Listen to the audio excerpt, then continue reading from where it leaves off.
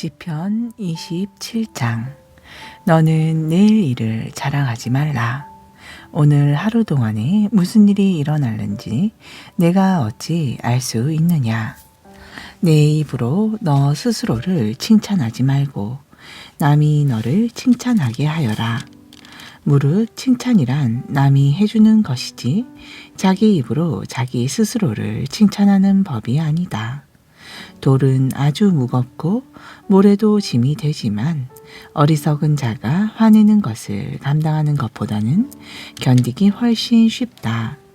분노는 폭풍처럼 잔인하고 진노는 범람하는 큰 물처럼 걷잡을 수 없다지만 어찌 활활 타오르는 질투에 비할 수 있으랴. 몰래 아끼고 사랑하는 것보다는 드러내놓고 꾸짖는 것이 더 낫다. 친구의 책망은 아파도 진실한 우정에서 나오는 것이지만 원수의 입맞춤은 달콤해도 교활한 속임수에서 나오는 것이다. 배부른 사람은 달콤한 꿀도 지겨워하지만 배고픈 사람은 쓰디쓴 것도 달게 먹는다. 고향을 떠나 이곳저곳 떠도는 사람은 둥지를 잃고 이리저리 떠도는 새와 같다. 매끄러운 기름과 향기로운 향료가 사람의 마음을 기쁘게 하듯 우정에서 비롯된 친구의 다정한 충고도 그러하다. 내 벗이나 내 아버지의 친구를 저버리지 말고 어려운 일이 닥쳤을 때 멀리 있는 친척 집으로 가서 도움을 구하지 말라. 멀리 사는 친척보다 가까운 이웃의 도움을 구하는 편이 훨씬 낫다. 내 아들아, 모쪼록 지혜로운 사람이 되어 내 마음을 흐뭇하게 하여라. 그래야 나를 욕하고 돌아다니는 사람들에게 내가 대답할 말이 있지 않겠느냐. 슬기로운 사람은 나쁜 일을 만나면 미리 그 자리를 피하지만 어리석은 사람은 제 발로 계속 나아가다가 결국 화를 입는다. 모르는 사람의 보증을 서는 사람에게서는 그 사람의 옷을 담보물로 잡도록 하고 낯선 사람의 보증을 서는 사람에게서는 그 사람의 몸을 담보물로 잡도록 하여라. 이른 아침 고요한 시간에 큰 소리로 이웃을 축복하는 것은 도리어 저주로 여겨질 것이다. 다투기를 좋아하는 아내의 바가지는 비 오는 날 새는 지붕에서 끊임없이 뚝뚝 떨어지는 빗방울과 같으니 그런 여자를 다스리려고 하는 것은 허공의 바람을 다스리려고 하는 것과 같고 손으로 기름을 꽉 움켜쥐려고 하는 것과 같다. 쇠는 쇠로서 비벼대야 강하고 날카로워지듯 사람도 다른 사람들과 어울리고 부대껴야 그 지혜가 예리하게 된다. 무화과 나무를 잘 가꾸는 사람이 그 열매를 따먹듯 주인을 잘 섬기는 사람은 그 주인의 영화를 따먹게 된다. 물속에 사람의 얼굴이 비치듯이 사람의 마음도 그 사람의 얼굴에 나타나 있다. 죽음과 파멸은 결코 만족을 모르듯이 사람의 눈도 도저히 만족을 모른다. 도가니로 은을 단련하고 풀무로 금을 단련하듯이 칭찬으로 사람의 됨됨이를 시험해 볼 수 있다. 어리석은 자의 어리석음은 곡식과 함께 절구에 넣고 공이로 아무리 찢어도 그 어리석음이 벗겨지지 않는다. 너는 내 양떼의 상태를 주의 깊게 살피고 내 가축대를 정성껏 보살펴 주어라. 그 까닭은 이러하니 현재의 재물은 영원토록 내 곁에 있는 것이 아니며 집안의 면류관도 내 대대로 이어지는 것이 아니기 때문이다. 그러나 가축대를 먹일 풀은 그렇지 아니하니 풀은 벤 뒤에도 새 풀이 다시금 자라나는 법. 너는 산에서 계속 꼴을 마련할 수 있을 것이다. 그러면 너는 양털을 깎아 옷을 지어 입을 수 있고 염소를 팔아 밭을 마련할 수도 있다. 뿐이랴 염소의 젖은 넉넉하여 너와 내 집의 식구들 뿐 아니라 내 집의 여종들까지도 배불리 먹을 수 있다. 28장 악인은 뒤쫓는 자 하나 없어도 도망치기 바쁘지만 의인은 언제나 사자처럼 담대하다. 나라 안에 죄가 있어 반역이 일어나면 통치자가 자주 바뀌지만 슬기롭고 지식 있는 지도자가 다스리면 나라의 질서가 굳게 잡혀 오랫동안 안정이 유지된다. 가난한 자를 억압하는 가난한 자는 먹을 곡식을 하나도 남기지 않고 전부 쓸어가 버리는 잔인한 폭우와 같다. 율법을 저버린 자들은 악인을 칭찬하지만 율법을 지키는 자들은 악인에게 대항하여 일어선다. 악한 자들은 공의를 깨닫지 못하지만 주를 찾는 자들은 모든 것을 능히 깨닫는다. 가난하지만 정직하게 살아가는 사람이 재산은 많아도 어그러진 길을 걷는 사람보다 낫다. 지혜로운 아들은 하나님의 법을 따르지만 방탕한 자들과 어울리는 자식은 아버지에게 욕을 끼칠 뿐이다. 높은 이자로 자기 재산을 늘리는 것은 결국 가난한 사람을 불쌍히 여겨 그들에게 은혜를 베풀 의인들을 위해 재산을 쌓아두는 것이나 마찬가지다. 사람이 율법의 가르침을 싫어하며 귀를 막아버리면 하나님께서도 그 사람의 기도에 귀를 막아버리신다. 정직하게 살아가는 사람을 나쁜 길로 이끄는 자는 자신이 판 함정에 제 스스로 빠지게 되지만 오직 흠 없이 정직하게 사는 그 사람은 복을 받는다. 재산이 많은 부자는 스스로를 지혜롭다고 여기지만 가난해도 분별력 있는 사람은 그들의 속을 꿰뚫어 본다. 무릇 의로운 자가 뜻을 이루어 권세를 얻으면 많은 사람들이 크게 기뻐하지만 악한 자가 권력을 잡으면 사람들이 숨어 살기 마련이다. 자기 허물을 자꾸 감추려는 사람은 잘 되는 법이 없지만 누구든지 자기 죄를 고백하고 죄를 끊어 더 이상 죄짓지 않는 사람은 불쌍히 여김을 받는다. 주를 항상 경외하는 사람은 복을 받지만 그 마음이 완고한 사람은 자주 공경에 빠진다. 가난한 백성을 짓누르는 악한 통치자는 울부짖는 사자요 굶주린 곰과 같다. 분별력 없는 어리석은 통치자는 백성들을 짓누르고 단합하지만 탐욕과 부패를 미워하는 통치자는 오래도록 살 것이다. 사람을 죽여 피 흘리게 한 자는 제 무덤을 스스로 파는 자니 아무도 그런 자를 돌볼 필요가 없다. 흠없이 정직하게 사는 사람은 끝내 구원을 얻을 것이지만 그릇된 길을 걷는 악한 자는 어느 날 갑자기 거꾸러지고 말 것이다. 땀 흘려 자기 밭을 열심히 일구는 사람은 넉넉한 양식을 얻을 것이지만 욕심껏 허망한 꿈만 좇는 사람은 가난에 찌들게 될 것이다. 성실하게 살아가는 사람은 많은 복을 받지만 벼락부자가 되려고 급히 서두르는 사람은 징벌을 면하기 어렵다. 사람의 얼굴을 보고 차별하는 것은 옳지 않으니 사람은 심지어 빵 한 조각을 받고도 그런 죄를 지을 수 있다. 이기적이고 어색한 사람은 오직 부자가 되는 데에만 정신이 팔려 언제 가난이 자신에게 들어 닥칠지를 전혀 알지 못한다. 입에 발린 아첨의 말을 하는 사람보다는 잘못을 지적하고 바르게 꾸짖는 사람이 결국에는 더 많은 사랑을 받는다. 자기 부모의 재산을 강제로 빼앗고서도 이것은 죄가 아니다 라고 우기는 자는 집안을 멸망시키는 강도와 한 패거리다. 욕심이 많은 사람은 언제나 다툼을 일으키지만 주를 신뢰하는 사람은 항상 풍성한 삶을 누린다.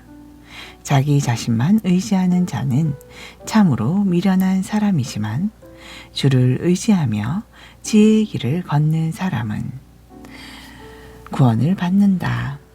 가난한 사람을 보살피는 사람은 도리어 모자라는 것이 없지만 가난한 사람을 보고서도 못 본 채 하는 사람은 많은 저주를 받는다. 악인이 권세를 잡으면 사람들이 숨어버리지만 악인이 망하면 의인들이 많이 나타난다. 29장. 자주 꾸지람을 들으면서도 여전히 자기 고집만 부리는 사람은 어느 순간 갑자기 파멸을 맞되 다시 회복할 길이 없다. 의인이 권세를 잡으면 백성들이 기뻐하지만 악인이 득세하면 백성들이 탄식한다. 지혜를 사랑하는 자식은 아버지를 흐뭇하게 하지만 창녀와 어울리는 자식은 재산만 탕진할 뿐이다. 공의로 다스리는 왕은 나라를 굳게 세우지만 뇌물을 좋아하는 왕은 나라를 망하게 한다. 입에 발린 말로 이웃에게 아부하는 자는 결국 자기 발 앞에 올가미를 놓는 것과 같다. 죄 짓고 살아가는 악인은 그 죄의 덫에 스스로가 걸려들지만 죄 짓지 아니하는 의인은 노래하며 기쁘게 살아간다. 의인은 가난한 사람의 사정을 잘 헤아리지만 악인은 그들의 형편을 아예 못 본 채 한다. 거만한 사람은 다른 사람을 들쑤셔 온 성읍을 시끄럽게 하지만 지혜로운 사람은 다른 사람의 분노를 가라앉힌다. 지혜로운 사람이 어리석은 자와 더불어 다투게 되면 어리석은 자가 미련하게 화를 내든지 비웃든지 하기 때문에 그 다툼이 원만하게 해결될 수 없다. 남을 피 흘리게 하기를 좋아하는 악인은 정직한 자를 싫어하지만 의인은 그런 정직한 사람의 생명을 잘 보살펴 준다. 어리석은 사람은 마음을 다스리지 못해 벌컥벌컥 화를 잘 내지만 지혜로운 사람은 마음을 다스려 화를 잘 삭인다. 통치자가 거짓말하는 자에게 귀를 기울이면 그의 신하들이 모두 악하게 된다. 세상에는 가난한 사람이나 착취하는 사람이 서로 섞여 다 함께 살고 있지만 한 가지 공통점이 있으니 그것은 곧 주께서는 그들 모두의 눈에 똑같이 빛을 주어 그 목숨을 이어갈 수 있도록 하셨다는 점이다. 왕이 올바로 재판하여 가난한 사람들의 억울함을 잘 풀어주면 그 왕위는 오래도록 견고하게 유지된다. 회초리와 꾸지람은 자식에게 지혜를 가져다 주지만 그냥 내버려둔 자식은 그 어머니를 욕되게 한다. 무릇 악인이 많아지면 그만큼 죄악도 늘어나지만 결국 의인은 그들이 망하는 꼴을 보게 된다. 너의 자식을 잘 훈계하여라. 그러면 그가 잘 자라서 너를 평안하고 내 마음을 흐뭇하게 해줄 것이다. 하나님의 계시가 없으면 백성들이 망할 수밖에 없지만 하나님의 법을 잘 지키는 백성은 복을 받는다. 단순히 말로만 해서는 종을 제대로 가르칠 수 없으니 그것은 종이 알아듣는다고 해도 그대로 행하지 않기 때문이다. 너는 성급하게 말만 앞세우는 사람을 만나 보았느냐? 그런 사람보다는 차라리 미련한 사람에게서 더 바랄 것이 있다. 어릴 때부터 종을 오냐 오냐 하고 받아주면 나중에는 그가 자식처럼 굴 것이다. 화를 잘 내는 사람은 많은 다툼을 일으키고 분노하는 사람은 많은 죄를 짓는다. 사람이 거만하면 반드시 낮아지고 마음이 겸손하면 높이 들려 영예를 얻는다. 도둑과 어울려 한통속이 되는 사람은 자기 영혼을 아주 하찮게 여기는 사람이니 그런 자는 법정에서 진실만을 말하기로 선서해놓고서도 도리어 거짓말만 늘어놓게 된다. 누구든지 사람을 두려워하면 올가미에 걸릴 뿐이지만 오직 주를 의지하는 자는 누구나 안전하다. 많은 사람들이 통치자의 은총을 얻으려고 애쓰지만 모든 사람에 대한 올바른 판결은 오직 주님에게서 나온다. 의인은 불의한 사람을 싫어하고 악인은 정직한 사람을 미워한다. 30장 이것은 야게의 아들 아굴의 잠언이다. 아굴이 이디엘에게 곧 이디엘과 우갈을 함께 앉혀놓고 그들에게 들려준 잠언이다. 참으로 나는 짐승같이 무지한 사람이니 사람이라면 응당 깨우쳐야 할 것들을 나는 미처 깨우치지 못하였다. 나는 지혜를 배운 적도 없고 또 지극히 거룩하신 분에 대해서도 아는 것이 없다. 하늘에 올라갔다가 하늘에서 내려온 자가 누구인가? 이리저리 부는 바람을 손으로 움켜쥐고 있는 자가 누구인가? 온 세상의 모든 물들을 자기 옷자가락으로 감싸고 있는 자가 누구인가? 온 땅의 모든 경계선을 그은 자가 누구인가? 만일 내가 그 사람을 알고 있다면 그의 이름이 무엇이며 그의 아들의 이름이 무엇인지 나에게 어디 말해 보아라. 진실로 하나님의 말씀은 모두 순전하고 그분께서는 자신을 믿고 의지하는 자마다 견고한 방패가 되어 주신다. 너는 그분의 말씀에 무엇 하나라도 더 보태지 말아라. 그렇지 않으면 그분께서 너를 심히 책망하실 것이고 너는 거짓말쟁이가 되고 말 것이다. 나는 이렇게 기도한 적이 있다. 오 하나님, 이 몸이 주님께 두 가지를 간청하오니 내가 죽기 전에 꼭 이루어 주소서. 모든 위선과 거짓이 내게서 멀리 떠나가게 해 주소서. 또한 나로 하여금 너무 가난하게도 너무 부요하게도 살지 않게 하시고 오직 내게 필요한 양식으로 부족하지 않게만 먹고 살게 해 주소서. 그렇지 않으면 내가 잔뜩 배불러서 주가 누구란 말이냐 하고 주님을 부인할까 염려스럽고 내가 너무 가난하게 되면 도둑질하여 하나님의 이름을 욕되게 할까 염려스럽습니다.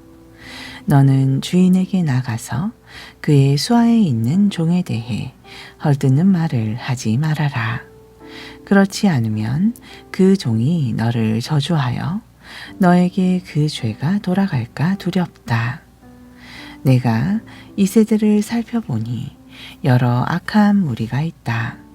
즉 자기 아버지를 우습게 여겨 저주하고 자기 어머니를 홀대하여 축복하지 않는 무리가 있다.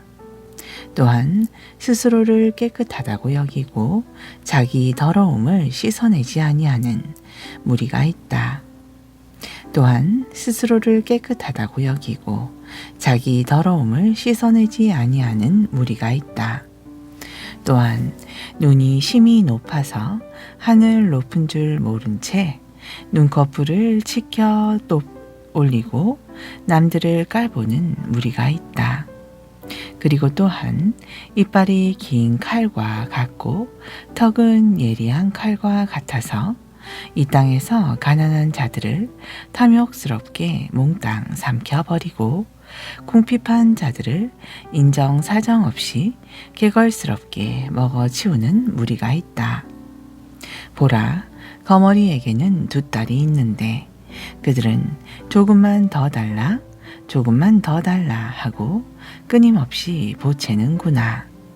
이와 같이 아무리 채우고 또 채워도 전혀 배부른 줄 모르고 결코 만족할 줄 모르는 것들이 서너 가지 있으니 그것은 곧 죽은 자들을 계속해서 받아들이는 무덤, 아기를 베지 못하는 자궁, 비가 내려도 해갈되지 않는 메마른 땅, 그리고 아무리 태워도 이젠 충분하다 하고 말하지 않는 불이다.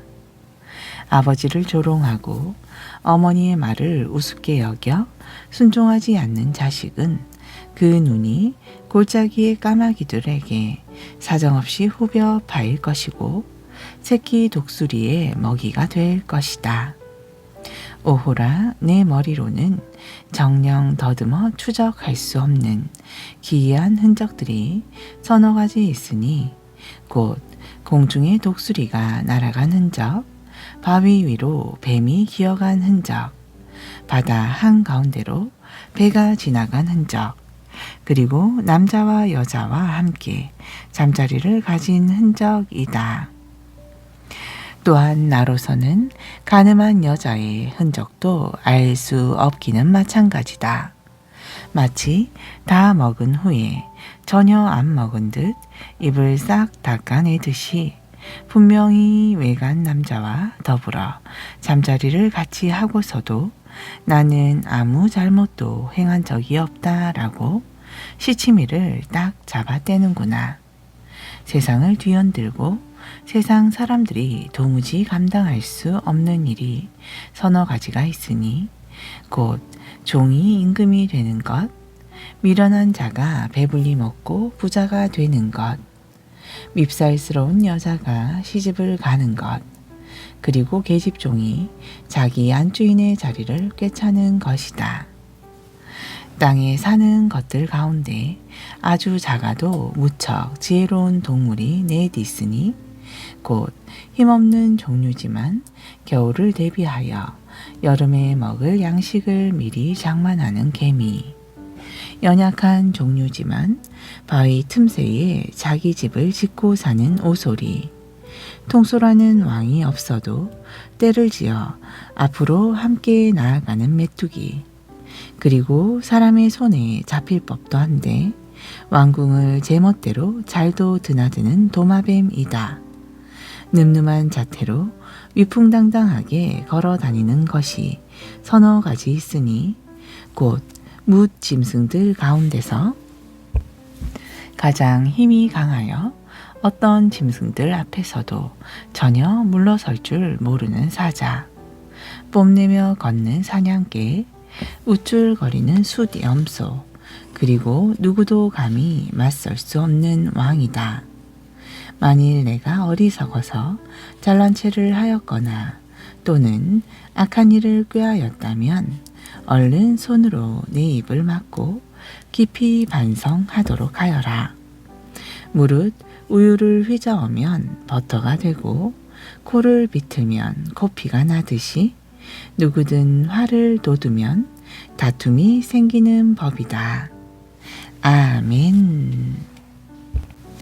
신약전서 로마서 3장 21장.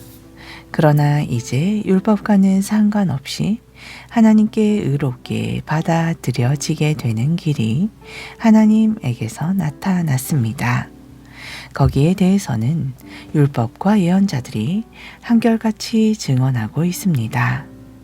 하나님에게서 비롯된 이 의로움은 예수 그리스도를 믿는 모든 사람들에게 주어지는 것입니다. 거기에는 아무런 차별이 없습니다. 그것은 모두가 죄를 지어서 하나님의 영광에는 이를 수가 없는 처지이기 때문입니다. 이처럼 모두가 죄인일지라도 그리스도 예수께서 마련해 놓으신 죄 사함을 통해 하나님의 은혜로 말미암아 모두가 아무런 대가도 치르지 않고 값없이 하나님께 의롭다는 인정을 받을 수 있습니다. 하나님께서는 그리스도 예수를 세상에 보내어 피를 흘리게 하심으로써 우리를 위한 속죄 제물로 삼으셨습니다. 하나님께서 앞서 지으신 우리의 죄를 벌하지 않은 채로 참으신 것도 이렇게 자신의 의로움을 널리 드러내시기 위해서였습니다. 이렇게 하나님께서 지금 이 시대에 자신의 의로움을 나타내신 것은 자신이 진정 의로우신 분이시라는 것과 또 자신의 독생자 예수 그리스도를 믿는 사람들은 누구나 의롭다고 인정해 주신다는 사실을 드러내 보여주기 위해서였습니다. 그러므로 우리 사람이 자랑하며 내세울 것이라고는 아무것도 없습니다. 전혀 없습니다. 왜 그렇습니까? 우리가 하나님께 의롭다고 받아들여지게 하는 것은 우리가 행위의 법에 따라 율법을 잘 지킴으로써 그렇게 된 것이 아니고 오직 예수 그리스도를 믿는 믿음의 법에 따라 그렇게 된 것이기 때문입니다. 그렇습니다. 사람이 하나님께 의롭다고 받아들여지게 되는 것은 율법을 준수하는 것과는 상관없이 오직 믿음에 의해 그렇게 된다는 것이 우리의 주장입니다. 하나님께서는 유대인만의 하나님이 아닙니다. 그분이 이방인들에게는 하나님이 아닌 걸까요? 그렇지 않습니다. 그분은 이방인들에게도 역시 하나님이십니다. 참으로 온 세상에 하나님은 오직 한 분만이 존재하기 때문입니다. 그러므로 하나님께서는 할례를 받은 사람들도 그 믿음을 보시고 의롭다고 인정해 주시고 할례를 받지 않는 사람들도 똑같이 그 믿음을 보시고 의롭다고 인정해 주시는 것입니다. 그러면 이러한 믿음에 의해 율법은 아무것도 아닌 것이 되어 버릴까요? 절대로 그렇지 않습니다. 오히려 믿음은 율법을 더욱 굳건하게 세워줍니다. 4장. 그러면 육신에 따라 우리의 조상된 아브라함은 무엇을 깨달았다고 할 수 있을까요? 사실 아브라함이 행위로 말미암아 하나님께 의롭다고 받아들여지게 되었다면 그에게는 자랑할 거리가 있었다고 할 수 있겠지만 그러나 아브라함은 하나님 앞에서 자랑할 것이 아무것도 없습니다. 성경은 여기에 대해 뭐라고 말합니까? 아브라함은 하나님을 믿었으므로 그로 인해 하나님께서 그를 의롭다고 인정해 주셨다라고 되어 있습니다. 어떤 사람이 일을 하면 그의 품삯은 당연한 것이지 은혜로 주어지는 것이 아닙니다. 하지만 일을 하지 않아 아무런 공로가 없어도 경거치 않는 자는 의롭다고 하시는 그분 하나님을 믿는 사람에게는 그의 믿음이 하나님 앞에서 의롭다고 인정을 받게 됩니다.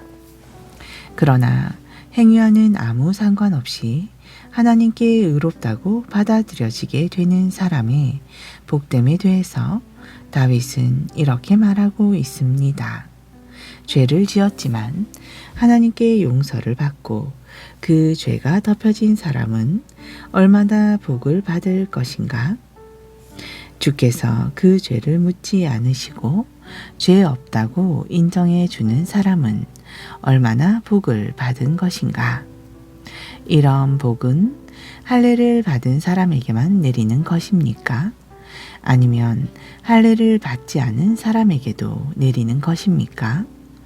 우리는 아브라함이 그의 믿음으로 말미암아 하나님께 의롭다고 인정을 받았다는 것을 이미 말한 바 있습니다. 그러면 아브라함이 그렇게 인정을 받은 상황은 어떠했습니까? 그가 할례를 받은 후였습니까? 아니면 그 이전이었습니까? 그렇습니다. 할례를 받은 후가 아니라 그 이전이었습니다. 아브라함이 할례를 받은 때는 하나님께서 그의 믿음을 보시고 그에게 복을 내리겠다고 약속하신 때보다 훨씬 뒤의 일이었습니다. 아브라함의 할례 의식은 다만 그 믿음을 확증하는 표시였을 뿐입니다. 이처럼 아브라함은 할례를 받지 않은 상태에서 하나님을 믿는 모든 사람들의 조상이 되었는데, 그것은 할례를 받지 않은 사람들도 하나님께 의롭다고 받아들여질 수 있다는 것을 알게 하기 위함입니다. 물론 아브라함은 할례를 받은 사람들의 조상이기도 합니다. 다시 말해 아브라함은 할례를 받은 사람들 뿐만 아니라 할례를 받지 않았더라도 우리 조상 아브라함이 할례를 받기 전에 지녔던 믿음의 발자취를 본받아 그 길을 따르는 모든 사람들의 조상이기도 합니다. 아멘.